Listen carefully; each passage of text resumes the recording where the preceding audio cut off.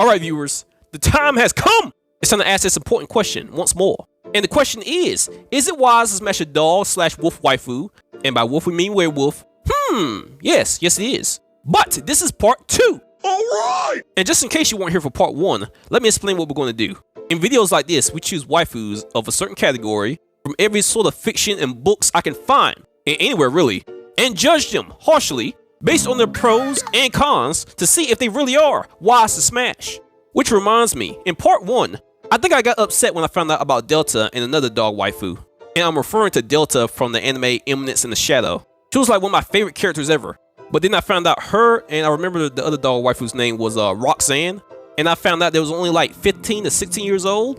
And I think my expression went from I like them to I hate them. But now that I've looked over that old video and thought about it for a bit, I still hate children. But now my opinion about them is more like, take it easy, it's just a drawing. And I hate to agree with a dumbass like Patrick Star, but low-key, it's hard to argue with that amount of common sense. These do be just drawings. So, to correct my mistake on these two characters, I will make a video personally about each of them separately, and list their pros and their cons, but I will do that later.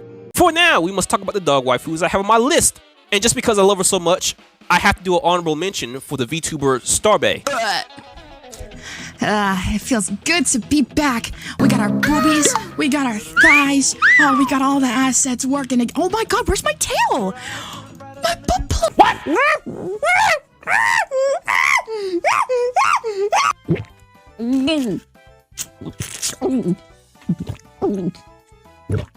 Oh yeah, giggity. Now I couldn't find out any real personal information about her, but she is known as the dog girl VTuber who never stops talking. She does voice acting work and can even sing. And you can find her on Twitch, TikTok, YouTube, and even Reddit. And in case you're wondering, yes, her content is worth watching. It doesn't matter who she is behind the screen, she is doggo, so she is always worth it. Now give her a follow, and love her as much as we do, you bastards! Oh, and by the way, she has no cons. And what was the last thing I was going to say about her? Chocolate! Chocolate! Chocolate! Okay, that's enough chocolate. Moving on. The next one up is from the anime Is It Wrong to Try to Pick Up Girls in the Dungeon? And it's also called DanMachi.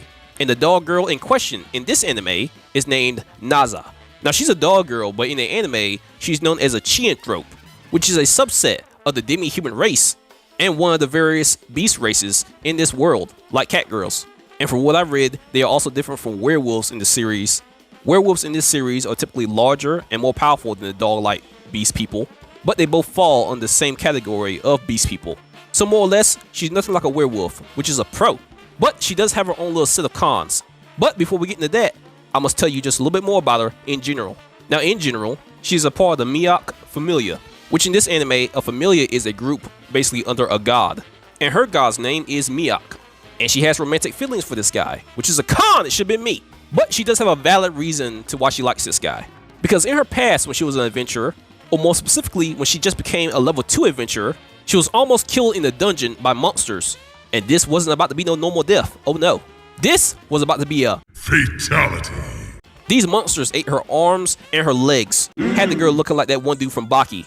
Nothing but a sad, thick neck. Tragic. But surprisingly, she survived this. Now her familia and her god is one who deals with medical type, potions, and likely magic. So that's how she recovered some of her limbs. But they weren't able to recover her right arm. So her god, Miyake, literally went into debt, paying another god to build her a prosthetic limb.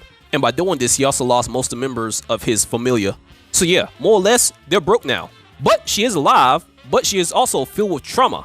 And because of this trauma, she quit adventuring and became a pharmacist. But as a pharmacist in debt, Naza would resort to manipulative methods to get out of debt, like increasing the prices of all her products and manipulate people socially and mentally in order to get them to buy higher priced products. And she even diluted the potions that she sold people in order to get the most out of her products. And the definition of diluted means to make weaker. So yeah, she became quite the fraudulent person. But she did do this because she wanted to help her god out, and because at the time she was the only one in his familia. So I mean, she's doing bad things, but at least she's loyal. Now currently in the story, 2 more members were added to their familia, and their names are Cassandra and Daphne. And since these 2 joined their familia, their income started to improve. So currently in the story, the familia has less debt. Now, before I forget, Naza is described as having a perpetual sleepy voice and expression, which is adorable. We love a dog who can't wake up. But she's also intelligent and capable of exploiting other people's weaknesses. and she's capable of using those weaknesses to her advantage. And as far as her powers go, she has enormous physical prowess, an enormous amount of strength, enormous speed, agility, and reflexes, plus she's an expert marksman and she has enhanced senses. But besides all that, her most interesting abilities are related to her being an expert pharmacist. She's so good at being a pharmacist that she made a dual potion that is capable of restoring both health and mind. And Naza is also capable of making an elixir, which in this anime is known as the most powerfulest healing item. So she is low-key goated for a cripple. Mean. Moving on. My turn. The next one up is Reika from the anime Plus-Sized Elf. Now the title Plus-Sized Elf makes you think that most of these characters are fat. But if you actually watch the anime, you know that every one of these female characters are thick. And I mean, maybe they're fat by Japanese standards, but I've seen real fat before. I've seen girls so fat, when they bend over, they roll. I've seen women that are so fat that they got that Elon Musk build. All their fat is in their back, and all the fat that should be in their cheeks or in their face and thighs. They ain't got no ass. But in this anime, every female got some cheeks. And I mean, they got so much booty that they make a man thirsty. Make a man's lips dry. My brothers, I'm starving. Booty, getting some booty is more important than eating food. It's more important than drinking water. The anime's on high dive if you're curious. Now, it's not the most interesting plot-wise, but when the plot gets thick, it gets thick. And make sure to watch this one with the blinds closed. Now anyway, the werewolf in this anime is named Reika. Now she's also called a lycanthrope in this series, and a lycanthrope is the same thing as a werewolf. And as you already know, these creatures can transform into wolves and wolf-human hybrids. In some stories, they transform only during the full moon, and in other stories, they can transform whenever they want and have all the senses, abilities, speed, and strength. Plus stamina greatly increase, and they can regenerate, plus they have a weakness of silver. Now in a nutshell, that's all of Reika's abilities. But the anime makes her wolf form look more like a fat dog form. So everybody who sees her in this dog form in the anime thinks she's a dog, and gives her food which she gladly accepts, which is one of her cons. She doesn't let any food go to waste, she eats it all. And because of this food she's given and has eaten, she becomes thick, which is obviously a pro. Now Reika speaks in third person, and can transform between humanoid anthro and full wolf forms. And from what I've seen specifically, she has 3 forms. One that looks completely human, one that looks like a fat husky dog, and when she gets angry, one that looks like a werewolf. Now because she is a werewolf, she does carry the con of turning others into a werewolf via a bite. Now, I haven't seen her do this in the anime yet, but since she is a werewolf, I have to assume that she can do this. And you may be thinking it would be cool being a werewolf. You know, you get all those powers, physical strength, speed, and regeneration. But unfortunately, you don't get any of those without the consequences. And the main consequence is the transformation itself. The transformation in all sorts of media has been described as excruciating. Your bones will snap, your muscles will tear, your entire body will be reshaped in seconds, and you'll likely lose control of yourself and become vicious, cannibalistic, and more like a wild beast.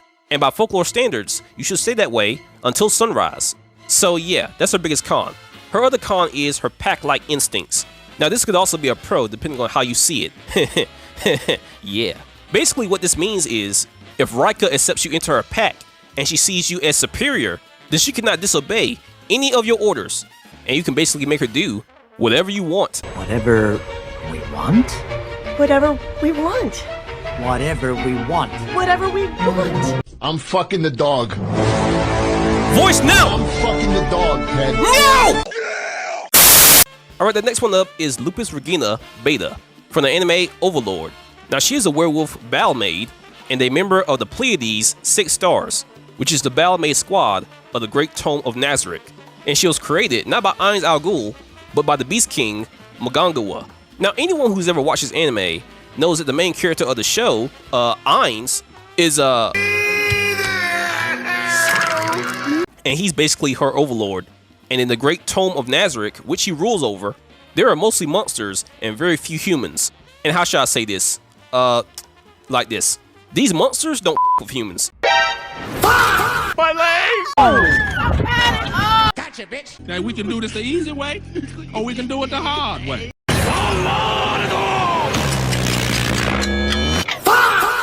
And since she's a part of the pack, that includes Lupusregina. So yes, she is. But now, if she's told to, at least by Ainz, she can put up a front and be sociable and friendly towards humans. Because she doesn't have any real hatred towards them, she's just sadistic. In fact, she's specifically called the sadist with the smiling mask. This means she can appear very bright and outgoing, and she's even able to act like a perfect lady, But all of this is just a mask to conceal her brutal and cunning personality. She doesn't have to kill every human she sees, but if given the order to kill, her sadistic nature is going to come out, and she's going to take her time killing you. In fact, one time in the story, when she was ordered to kill a prince who attacked a place called Korone village with his army, when she found this prince, she didn't kill him quickly. She tortured this poor soul for 30 minutes, allowing him to suffer intensely before he eventually died from the shock of the torment. So yeah, to the average human, she's very dangerous. And besides her overall character, I have to say she might be one of the most powerfulest werewolves in anime. And I say that because almost every monster in this anime is overpowered, at least the ones under Ans. And she has a long list of powers, and she even has maid armor, and she fights with a weapon called a crozier that looks like an oversized religious symbol. Plus she has healing magic, regeneration, flight, she can cure poisons. Her only real weakness seems to be silver. But other than that item, I don't see many ways other werewolf characters could beat this character. Oh, and I have to mention, she gets crueler under a full moon. So instead of transforming under a full moon, she just becomes more sadistic, which is a huge con. If only she wasn't so damn fine. Chocolate! So yeah, probably not wise to smash this one, but some in the comments will still try. I just hope you like chains and booty plugs. Moving on. All right, my turn again. The next one up and the last one we have to talk about is the VTuber Inugami Korone. Now first things first, she's a Japanese VTuber associated with Hololive, and her dog character is 92 years old. So that means she's a dog milf. Yes, rock and roll. So yeah, that's a pro. Now I've looked up some of her clips, and it would appear she does not speak the Queen's English, at least completely. She seems to know some, but not a lot. But she does seem to understand English, and this is honestly great either way.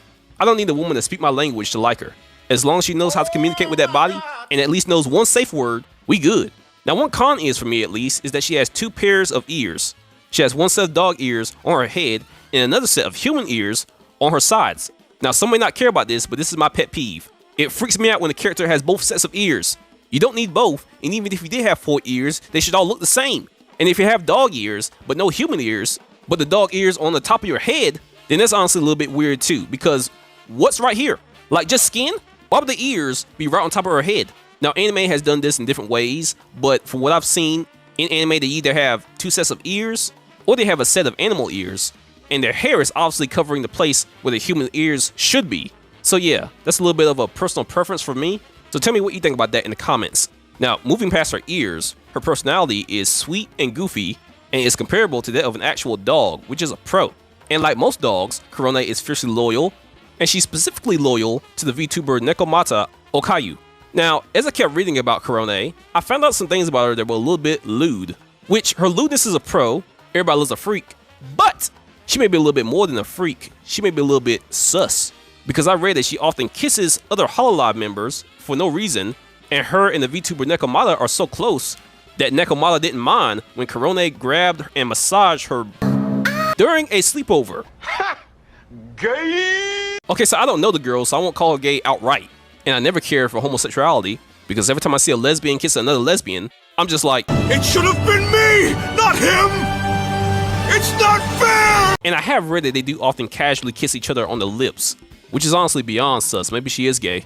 Anyways, her other cons are that she's nonchalantly terrifying at times. For example, she accidentally revealed once that she has searched up torture execution methods, and this was seen apparently in her mobile browser history. So that's a little worrying for someone so cute.